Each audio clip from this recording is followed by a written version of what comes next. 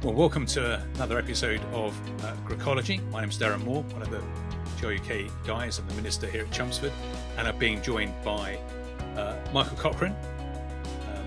Michael, do you want to say who you are? Michael Cochran, and I'm minister out in Gloucester. I think we've had a discussion whether we're still a church plant after all these years, but hey, we're a church in Gloucester. Yeah, and long time, old hand at GRUK, Phil Haines.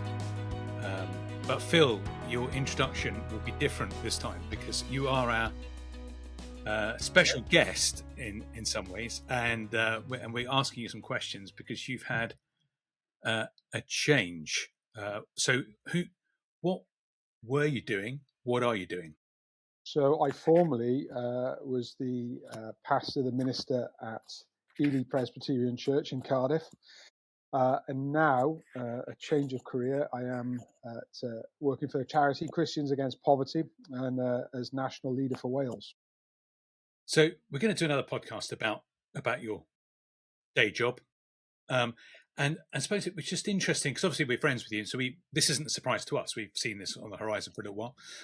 But it would just be good to chat about why you made that change, because you're not alone. You know, people do sometimes leave ministry and do another job, and sometimes that's a huge upheaval for people. Sometimes people are afraid to do it, but it'd just be good to know kind of what's the rationale of why did you feel it was time to move on from ministry? What was difficult about that? What was good? How you find it now? And that sort of thing. And I think there's some people who maybe should have done it or should have done it earlier. They get burnt out and various other kinds of things. So, and you can tell us about, what it's like to have a proper day job now, work for a living. So what was the starting of your thought process that made you start thinking maybe it's time to do something different? Yeah, I think, and I've been in the ministry. So when I came out of ministry at Ely, I'd been in for 15 years, which, and at the one church. So I came into ministry at Ely and spent 15 years there. I think there are a number of factors that probably came together. It's not just, I don't think it's one simple thing. It's something that I think grows over a period of time. So I think, and probably any ministry may have gone through these difficulties, and I'm sure you guys can relate to difficult times in ministry.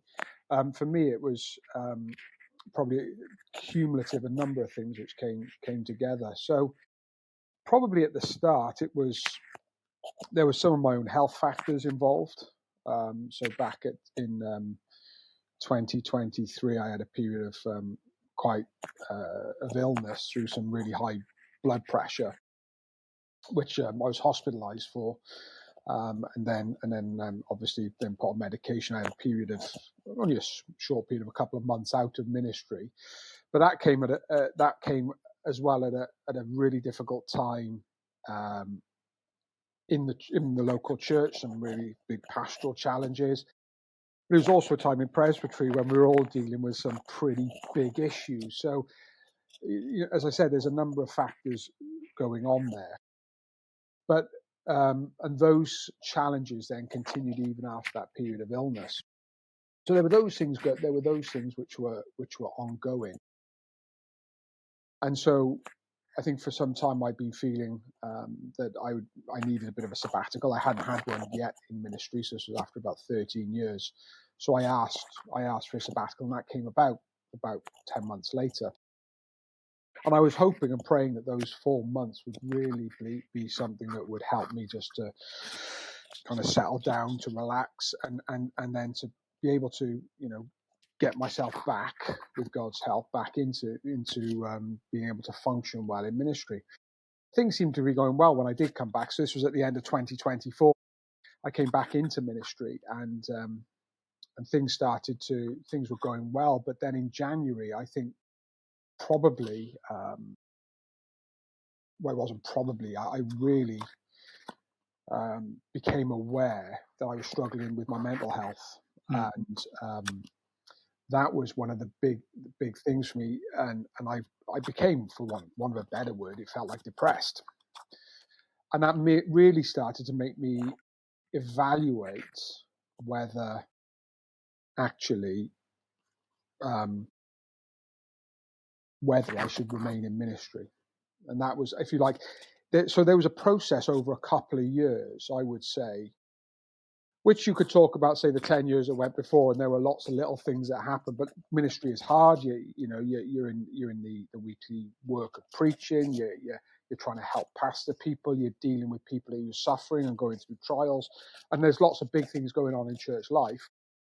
And you deal with those and you move on and you gain the experience from it. But I think those couple of years, particularly, really kind of were very difficult, really, to come through, and then to come at these mental health challenges about a year and a half ago were really which really brought me, if you like, to the crux of reevaluating, what I should be doing and whether I should remain in ministry. Yeah, there's a guy at our church here who used to be a business coach, and he had this phrase, which I'll probably get wrong now, but if I get it right, he said, "It's about, are you on the right seat in the right bus?" So sometimes you're in the right seat but the wrong bus.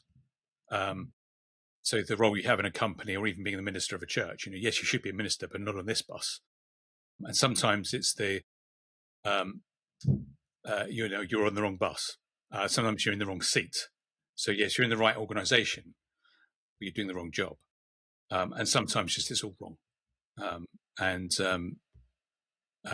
But I think, you were there for 15 years, so it's not like you gave up quickly on it. So not even give up, because I think you had, there were challenges and joys all the way through. But obviously what you're talking about is a particular set of challenges at the same time that made you reevaluate what is the fill-shaped hole here. What's your seat? What's your bus? Kind of thing, isn't it? Yeah, and I think that's a really good analogy, actually, because I think when I was coming down to thinking about these things, in a sense, you kind of asked yourself those questions: am I just in the wrong seat but on the right bus? So, is it a case of, one of the questions I asked was, is my issue I really need to move on from Ely? Is it that I just need to look for another pastorate? Or actually, is the question, am I on the wrong seat, on the wrong bus?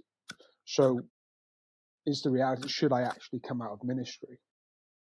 Is it a time, whether that's a break from ministry, I'm not saying that the Lord wouldn't lead me back to ministry, but is it this the right vocation for me to remain in? And those were questions, if you like, I was asking throughout. So from, say, the beginning of 2025, kind of middle end of January, for the next couple of months, those were the questions I was asking. But I think, to kind of expand in a sense, one of the things which also, and as ministers, you guys know, actually is the impact of ministry on your family's life.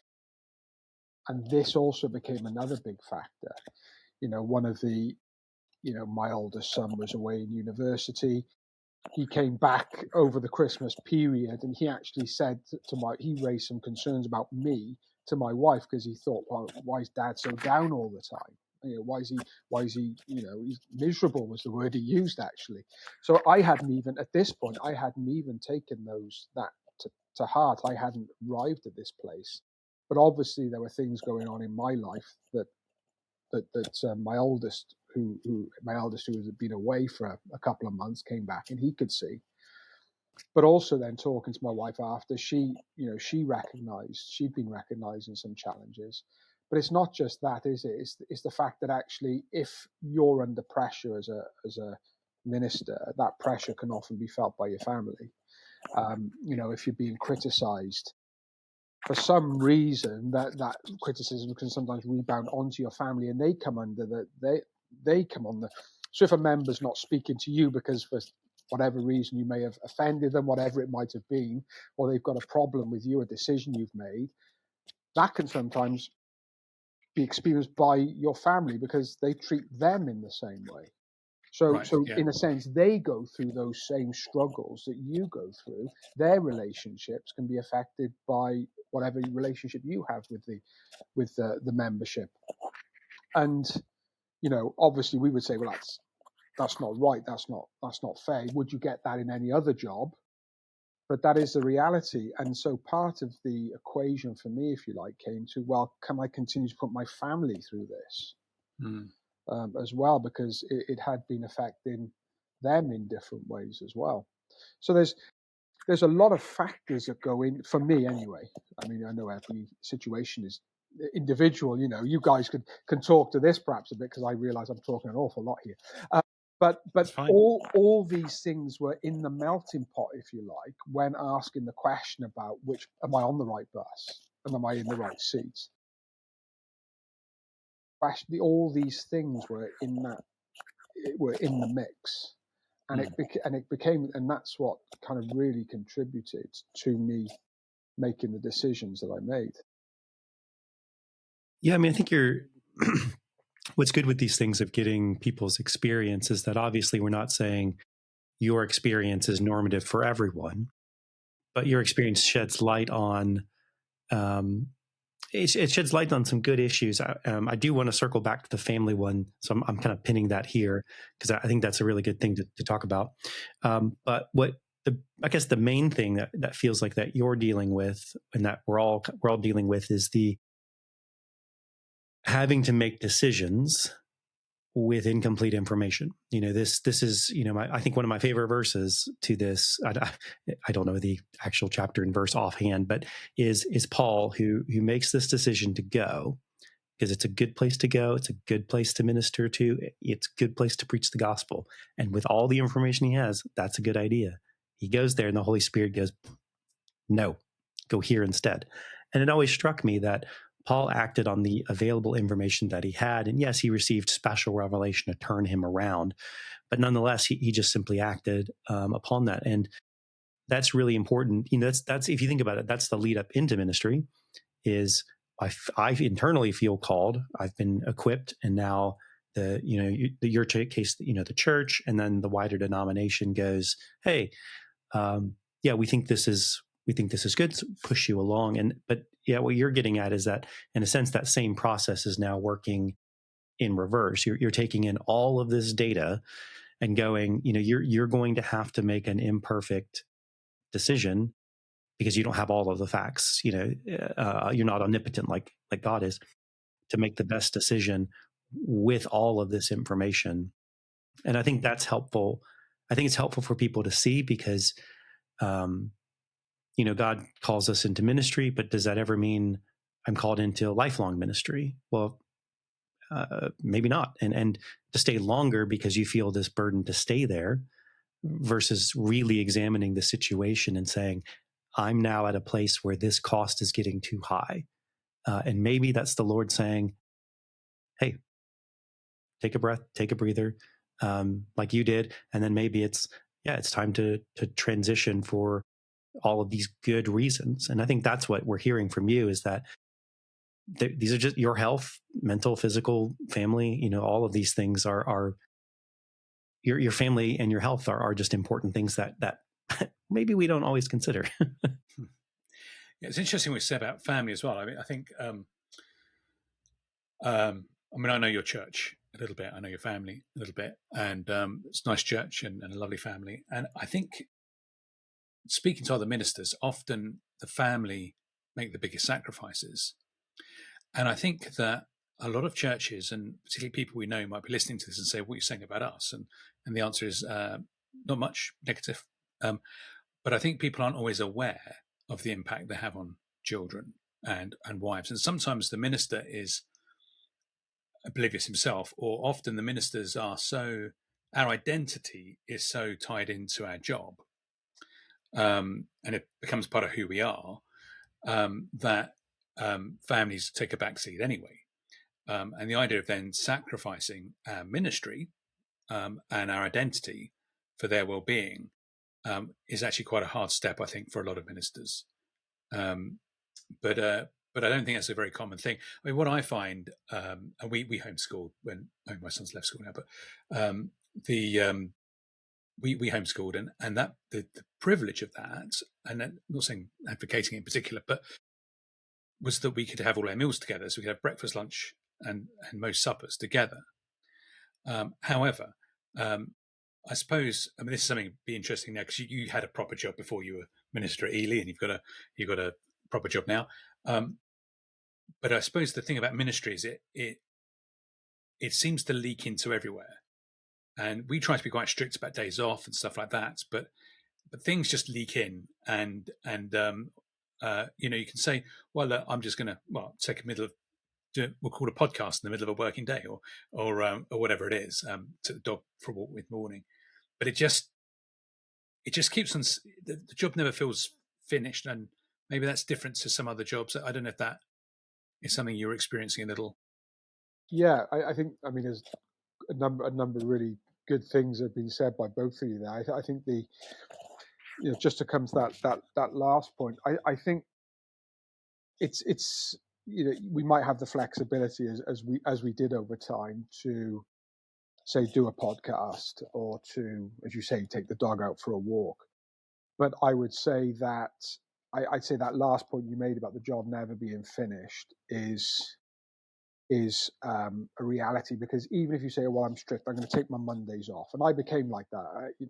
Initially it was difficult to take that day off, because you felt, there's still stuff to do. But if you're honest, you're still thinking about things. So you take the Monday off, but the reality is you've just come off a day where you've preached, say, twice. In your mind, you're already thinking, right, the next Sunday I'm going to do this. These are the things I'm going to take on to my series. Or you might be thinking, I've got midweek meeting or a committee meeting. So there are things going off in your head all the time. Oh, I've got this pastoral visitation to do. So-and-so's not well. Need to get into the hospital to go and see them sometime. Oh, this family's struggling. Someone might have passed away.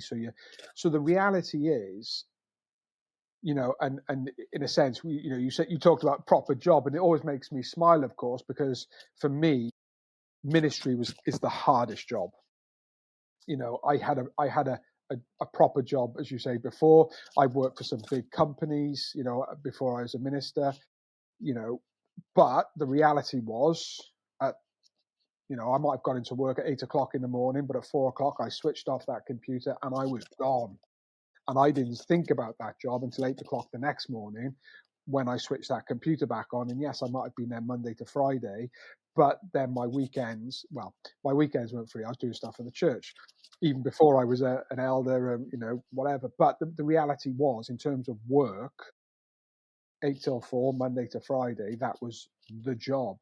Ministry is not. You don't switch off with ministry Monday to Sunday. And in the end, that's the thing. That's where the family sacrifice, because inevitably your mind's not necessarily in the family. You can be sitting at the dinner table, but if you're going through a particularly trying time in work, you're not present. You might be responding, but you're not in there. You're not probably asking maybe the questions you need to be asking your kids, or really talking to your wife in the way that she needs, because your mind's thinking, I've got all this stuff going on in my head. And that's and in that sense, the family do sacrifice in ways that probably a lot of people don't realize, and they do take a backseat. And when my wife and I have had the honest conversations, particularly probably in the last year, it's those times you kind of realize how much they sacrificed for you to be the minister of the church. I think it's realizing that almost, if you like, that's what can become quite hard. I think when as a husband, as a father, is actually you've sacrificed, or they've sacrificed for you, and because of that, they've suffered. They've had a burden to bear because of that. Mm. Yeah, and I think coming to the family part is pretty. It's interesting because I think ministry is hard. But on the other hand, there are some very difficult jobs out there. police, NHS, armed forces, Absolutely. right? Like, so anyone listening, we're not saying ministry in a sense is like, right. And I know you're not saying that, Phil. I just thought throw that in there. I will say that what you're getting at though is an interesting challenge. I mean, I know from what I know, military families with the being deployed and all that face tremendous challenges that we're not facing. So don't hear us saying we think this is the world's hardest job, but it has its particular challenges. And I think that one involved with not only the sacrifice of your family, but then, as you were saying, Phil, the burden or the things that your family takes on. And one thing, I think that's what maybe folks maybe don't know from sort of the inside of ministry is the sacrifice and also the flack that your family can take. And one of the things I've noticed is that you can immediately tell if somebody is like second generation, or someone is coming from a ministry family. So like a kid who grew up in a pastor's home or missionary's home, they act differently because they've seen how difficult ministry is on the inside. And some of those folks I've had, it's very helpful sometimes to have some of those types of folks in the church, if you get what I'm saying. Like folks in ministry families, they know what the inside is like, and I guess where I'm trying to get to this again is not to say this is the most difficult job ever, but it probably is a way to think, if we want ministers not burning out, to start thinking through how we treat our ministers, and actually maybe even more so their families and some of the burden and sacrifices that they're under. Because if we want more ministers to stay longer, we have to start realizing how this process can burn out them and their families. What I should have done before we started the podcast is I did find a few years ago some interesting statistics. I mean, the statistics change every few years, but not normally for the better. But the statistics of those who don't come to retirement still in ministry, and burnout rates and that sort of thing are depressingly high. And I think you're absolutely. And I was thinking that you actually went there, Michael. I was thinking of a way of asking Phil this is. Lots of jobs have challenges and stresses, and often long hours and difficulties, and responsibility.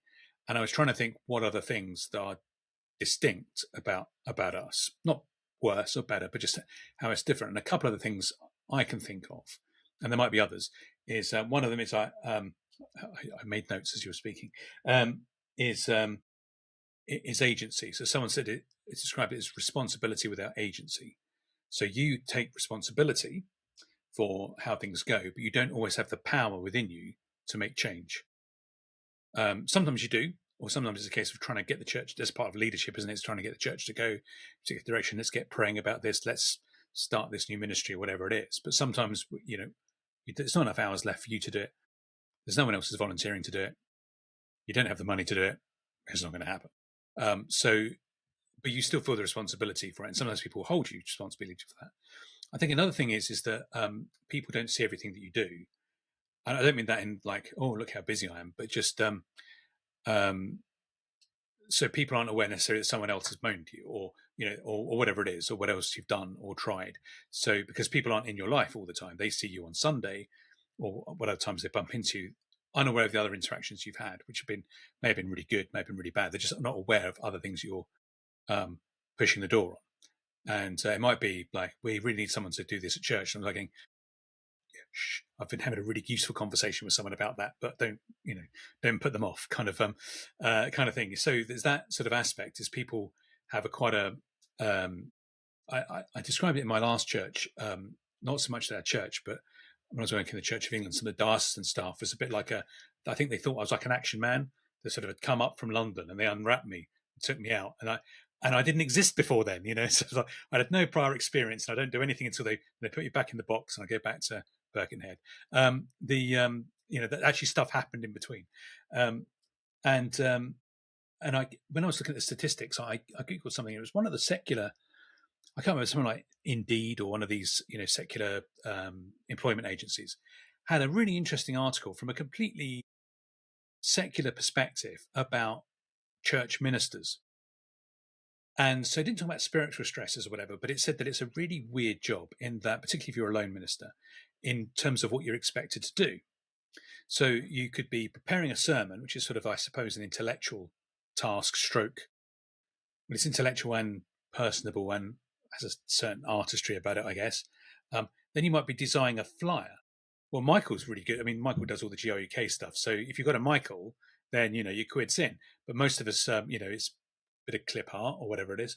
And Clip then, art. you're writing. That dates you back to 1990. Yeah. We don't do clip art now. No, I just no, asked you, clip art's Michael. good. So, Yeah. there's a couple of other people at church who do some nice stuff. But I've done some of my own. And, then you're writing a letter and then you're sitting and counseling somebody who's depressed and then trying to work out, can I help them or do I need to refer them to see their GP? All these sort of, it's extremely varied. And when I was, this came up in a previous podcast, when we're talking about training for ministry, is that when I was at seminary, I'd previously done engineering, which is a pretty diverse subject. But everyone else who'd been to university before was struggling because they're just good at history or whatever it is they did. And but this is way more varied than even your studies, isn't it? In terms of what you've got to chair a meeting, then you're leading worship, then you're doing an assembly at a school, doing some kids' work, and then at someone's deathbed. It's pretty, to say it's and no week follows a pattern.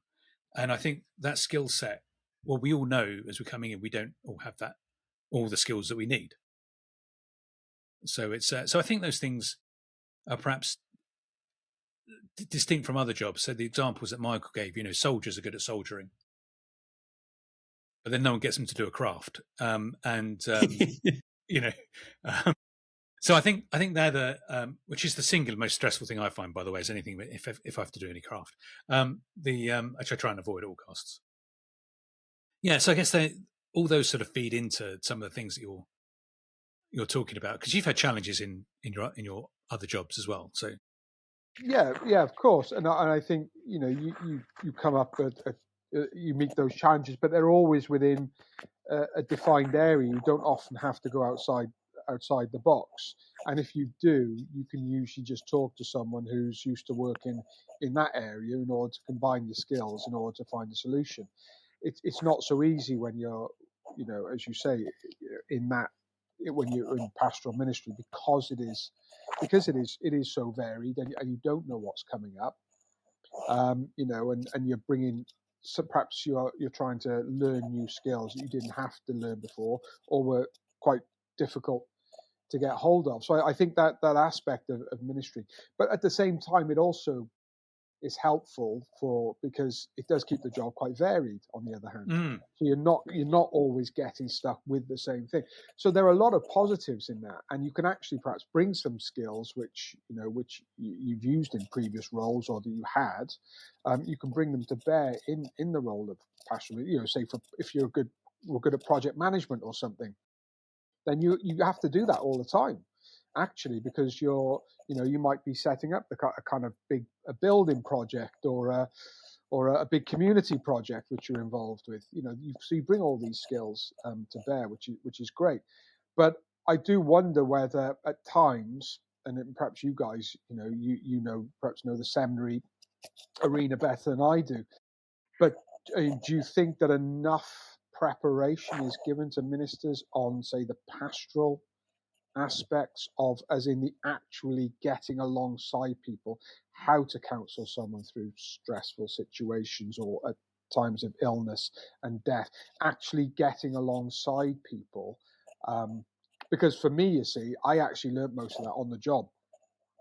So for me, it was something that I had to learn, and in my first 6 months, I was involved in 6 funerals. So that, after 3 weeks of starting, I did my first funeral, which sadly was a newborn baby. So there was a very intensive learning period of doing funerals and dealing with those kind of stressful situations, and trying to help people who are mourning and who are devastated. So it's but what do you guys think? Is there enough of that? Because to me, that's the biggest pressure, if you like. For me, the ministry stuff was the easier stuff, the preparing of sermons, preparing of Bible studies, prayer meetings, committee reports, all those things were almost, I can do that. Yes, I'm not perfect at it, but I would say that's the easier stuff. Is actually the people, the relating those things, particularly in the hard times, were the more difficult and could provide the most stress. Yeah, that's a good question. I think, on the one hand, if we add anything more into the seminary curriculum, there will be revolts, because it's insane. It's too much already. That's my estimation, or that's my opinion. But it does make me think that, yes, to answer your question, no, there's not enough given to the hardest part of the job, which is dealing with other people. Because you're exactly right. If it's just me and my Bible and my commentaries and a notebook and all of that, you're like, yeah, that's fine. This is partially why I got into it, because I love this type of stuff, and it's wonderful to do. Dealing with other people, you just look first dealing with your own self and go, I don't even do that great all the time. So what it makes me think, though, is what we need is not only, that's why we try to have internships. They seem to be fairly mandatory. You should be serving in a church as you're training to serve a church. But it does make me think that what you need is some kind of secondary, so not education, not another degree, but some kind of ongoing on-the-job training, which is actually very common in most other professions. So you need something, I think, in order to, because we can get more books. If you look behind me and look behind Darren, and we assume all of your books are hidden on the other side of you, or your chair might just be made of books. We just can't see it. But there's something else about learning from, say, older men who have done this. And yeah, so there's all sorts of ways to do it. I just think there's nothing formal that I've seen that may be something. Yeah, I think that's right, because I actually have got a load of pastoral counselling books here, but it does remind me of an episode in The Simpsons where they're making cartoons and they give Grandpa Simpson a role, and he says, because he has real life experience. And one of the guys said, "Hey, I did my PhD in real life experience," and it's. We had modules in pastoral counselling, so one of them was compulsory, and then as you go further up, they were optional, and there was certainly some value in them. And interestingly, when I went back from my graduation, they interviewed some students, and they said, "Oh yeah, pastoral counselling was really helpful for pastoral counselling, and New Testament doctrine is really helpful for preaching, and so on and so forth." And I thought, do you know what? I think pastoral counselling module was really helpful in my preaching. And the doctrine stuff was really helpful in my pastoral counselling. So you're sort of going, what's the question behind the question here? So often someone's pastoral issues is a theological one. And often people's theological one is really a pastoral one. But I think, like Michael, I think you could tell me loads and loads of theory, but actually it was the doing it. Now, I worked for a church before going to college. So actually, I think what the value of that was, I could sort of see why I needed what I needed when not everyone else could. But by and large, I learned on the job and made mistakes. And actually, it's not the thing I find hardest. I think when people aren't there, sometimes you don't know what to say, but I think that's okay. And just to pray with them and read the Bible with them, and if you say something you think is wrong, to quickly back up. But it is. I found it tiring as time has gone on. Now, after my surgery, so I had some, major surgery last year, if people don't already know, and I had radiotherapy. And the radiotherapist guy said afterwards, "Oh, by the way, you won't be patient anymore." And he sort of said, "What do you do for a job?" And I said, "I'm a church minister." He went, yeah, you might find people a bit more irritating than you did before. And And he said, people, you just won't have the emotional capacity. But I do remember having done quite a lot of funerals. As I got older, I found them harder. And I've heard that with other people. It's not so much to do with how many, but your age. So I think that, every time I did a funeral, I always thought I had a degree of empathy, but I would sort of go, well, hang on, I'm a son, or I'm a dad, or I'm a husband, or I'm a friend. And you sort of imagining yourself on both sides of the equation. So one day I'll be in that box and there'll be people here and or I'll be here and one of my loved ones will be in the box. And because you've got empathy with the people of what they're going through.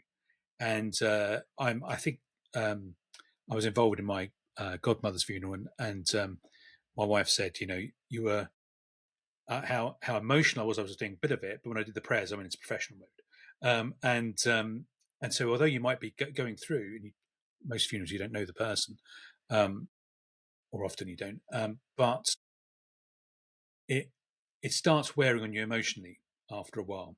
And I think people see you a bit like the postman, but actually there's something else going on an emotional level. And you give of yourself, don't you? Even just a regular sermon, you give of you. You've preached to yourself. Sometimes that's brutal, and then you're giving of yourself, and I think that's more tiring than people realise. But it can be absolutely, that can be quite exhausting. Actually, you can get to the end of a Sunday, which is why often ministers take Mondays off.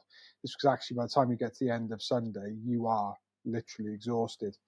I remember one time we had I'd been preaching and we had a meeting after the meeting. We had to go, and I was literally falling asleep in my chair. I was that kind of tired because it had been really difficult. Being a bit, as you say, given of yourself. I felt like I'd completely given of myself this one particular Sunday, and I can remember it quite vividly, just sitting in the chair going, I am about to fall asleep in this meeting that we're having. But I think you do, and I think you do in the preparation. So you think of funerals. So with me, so as you guys know, but I was the minister for 15 years in Ely, where I grew up. So, and I think I took in the 15 years of, it's not very many. For some reason, the funerals were kind of a lot of them were bunched together. But I only did about 25 funerals in about 15 years. But I would say 22 or 23 of those funerals, I knew all the people for all of my life. And so in that sense, it wasn't a case of, so in that sense, and it was trying to, as you say, keeping yourself appropriately professional during those times. And two of the people whose funerals I took who were members of the church were my grandparents, for instance. So it's kind of that it was that aspect. And they passed away 6 weeks apart. And so you do end up giving, as you say, giving a lot of yourself. And one of the things that really weighed on my mind as I was considering these things was, and I said this to my wife, and I said it to the session at Ely, I said, I don't think I can bury another person that I've known all my life, because it felt like it had been so many. And of course, you're in a church, and the numbers, of course, are the gaps where where that person sat in the church is there now, and as you're looking out preaching, that person's not there, and someone else is not there, and yes, other people might be coming in, but those people who have been there, who have been fixtures for the last 40 odd years, are no longer fixtures there. They're not there anymore, and or you might, or in a couple of cases, I did the funerals of people I went to school with. And it's so in that sense, that kind of takes its toll, its toll as well. Yeah. And so those were, if you like, as I say, it wasn't one thing; it was a whole combination of cumulative factors that came into the equation. So I'm keeping tabs on time here because we always can talk for a good long time. But Phil, I think as we get closer to the end, I think two things that would be really helpful. The first one would be just some thoughts you have for men who are entering the ministry, in terms of things to look out for, pacing, things like that. Just your thoughts, where you are now. What would you say to your younger self? The other one is, I would be curious as your thoughts for people maybe more where you are, like who are thinking through these things. Should I continue in ministry? Is the Lord maybe calling me, out of full-time ministry at this point? What would you say in both of those instances? So I think in the case of the first question, you said, what would I say to my younger self considering ministry? I think if I go back to that time, I had an absolute conviction that I should be in ministry. I believe that's where the Lord was calling me, and in that sense, that didn't change. So there was that. I remember a piece of advice I was given by a minister. He said, it's a really difficult task. He said, if you can think of one reason not to do it, don't do it. He said, because that will become the big factor in your ministry. And he was able to point to examples of that. So people who thought, well, I should be in the ministry, they were a little bit uncertain perhaps about their character, in terms of their ability to handle certain stressful situations, that thing, or they seem to have a dependency to, say, go down or deep within themselves. I actually saw someone like that who went that way and ended up coming out of ministry 5 or 6 years later. That was the thing that got them, if you like. And seen it with other ministers in the past, having been in ministry, having been in a church all my life, I'd seen that happen. So that was a piece of advice I'd been given. So if you do have a major worry, as it were, then be really careful about stepping into ministry, because we've been talking a lot about practical things, but it's also a spiritual issue, isn't it? It's a spiritual role, and you will have a lot of spiritual battles, and that reality is, that factor, if you like, will come into play. So, we have to be very self-aware without being navel-gazed. You've got to be aware of yourself and your own predispositions.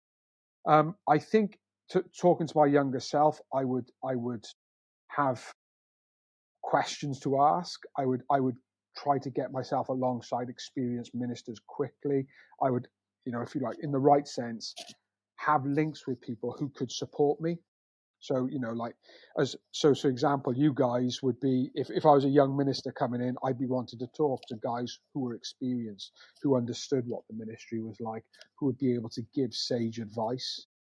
I think that's important. If you've got good elders, make sure you use them, make sure you're close to them, all these kind of things, because, I think that those kind of supports are really important for men coming into ministry. And family, make sure you give time to your family. If you've got a wife and children, or you've got a wife and you're thinking about having children, make sure you're present for them, because they will go through the ministry with you.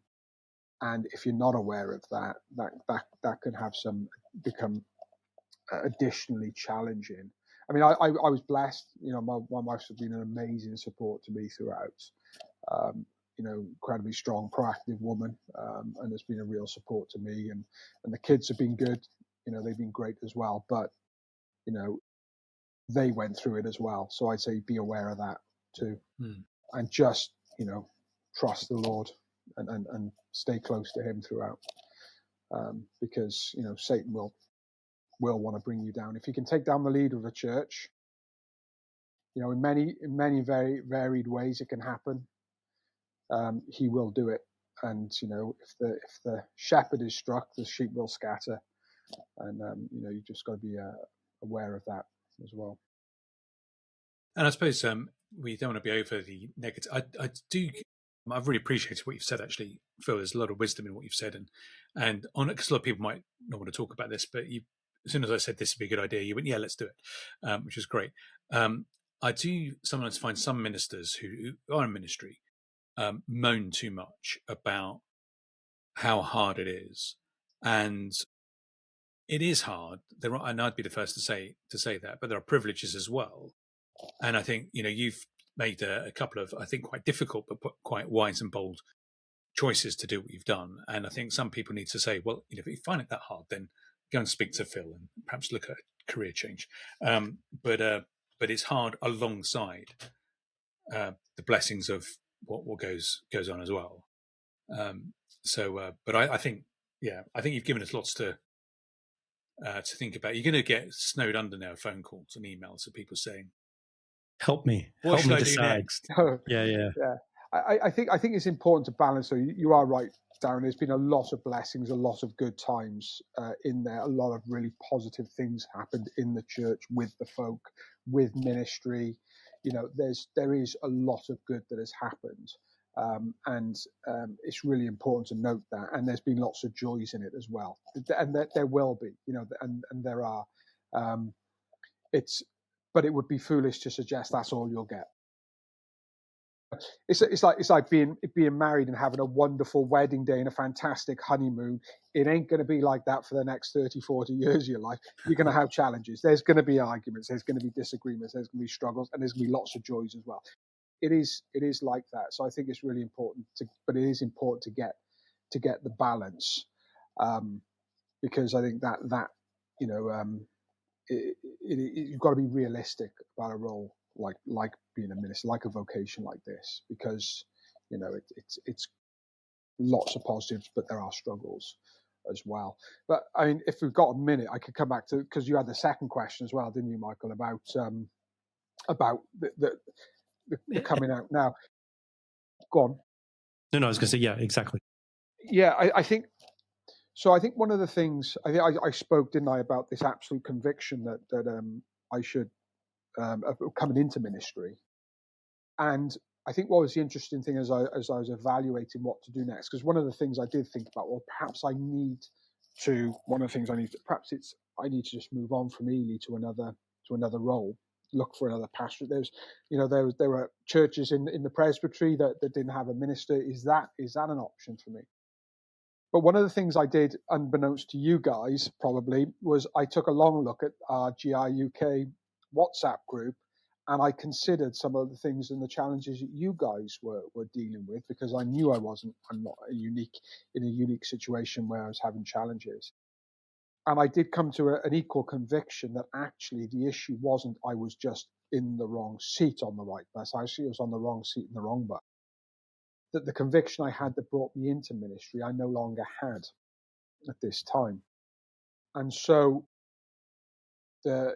after I talked about it with Jules for some time and took some consideration, took all these things into consideration, is actually what I needed now. Whatever was to happen in the future, wherever the Lord might lead me, even if He was to bring me back into ministry in time, was that at this time ministry was not the right, was not the right vocation for me to remain in. And actually, I thought it could actually be more damaging. Because obviously in the time, so I actually, once I'd given in my resignation, I said to the church, look, I'll stay for a good amount of time to help so that you guys can start looking for the next person, but I'll stay. And in those 7 or 8 months, I actually did think, am I making the right decision, as you naturally would? Is this the right move? But each time I came down to it was, when I came down to if you like, the brass tacks of the situation, it was, I could actually do more damage to the church if I remain. Besides myself and perhaps my family, I could actually do more damage to the church, because I would not be operating in the ministry as a minister ought to. In a sense, I might withdraw from the congregation. I might not be as involved in their pastoral needs as I ought to be. And of course, there's also the danger of going the other way, of becoming less patient with the congregation, and therefore having an impact which would could offend people, rightly so, because I was dealing with them in perhaps an authoritarian way in order to try and keep myself distant from their situation. I realized that there were dangers in all of these things. So that's why I felt in the end that actually the Lord wasn't calling me into another ministry in a church, but that perhaps I should look for something else, and perhaps, and if you like, to get back into the world of work, and as Darren puts it, to a real job. Real job, yeah. And so that's where, and that's the decision I made in the end, because that's where I thought actually that's where I'm being direct. Yeah, that's actually a brilliant segue into part 2. So we're gonna not talk about that now, but your new job, which we're going to not say what it is, so that people have to go to the next episode. But so this is kind of like the how did you transition out? But your new job is interesting in and of its own right. But I think it is probably a good place to end. But do make comments in wherever you access us, it's Facebook or whatever. And there is a wisdom about when to punch through and when to, having prayerfully talk to others about it, when to say, right, now it's time to look for another seat, maybe even another bus. So tell us what you think. But thanks a lot for your openness and honesty, Phil, and we'll see you shortly.